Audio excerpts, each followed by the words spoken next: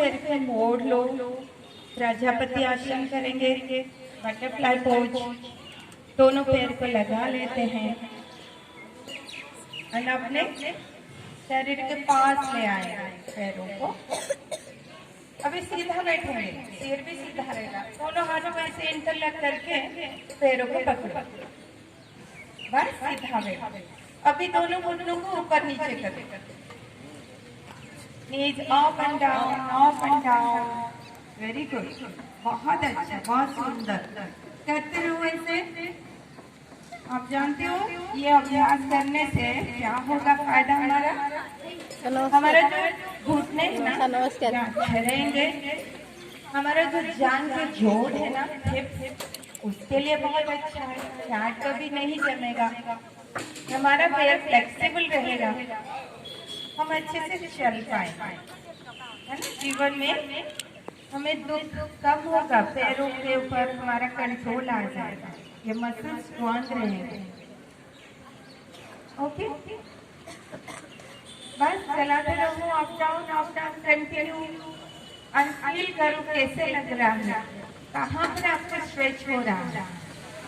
इन और थाइस, हिप्स, ये समझा करें स्ट्रेच हो। बस इतना बंद कर लो अभ्यास को, दी गोड़ी को सीधा करना बाकी, तो leg stretch out in front, अपने पैरों को सीधा कर लो, थोड़ा सा हाथ को पीछे रख के आंखें बंद करके बैठ जाओ, आंखों को बंद कर लो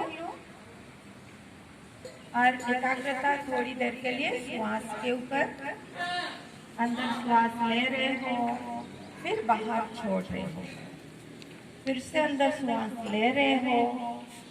और बाहर छोड़ रहे हो,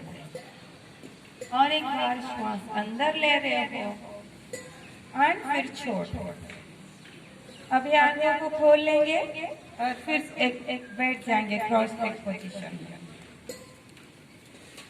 अभी क्या करेंगे, अपने दोनों हाथ को सामने रखेंगे और फिर दोनों हाथ के को बेंड करके अपने कंधों के ऊपर फिर से सीधा कर लेते हैं, और अभी उसको बेंड करो, फिर से सीधा करो एंड बेंड, सीधा एंड बेंड,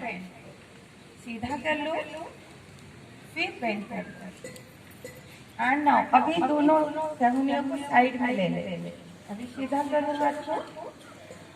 साइड में एंड बेंड कर लो,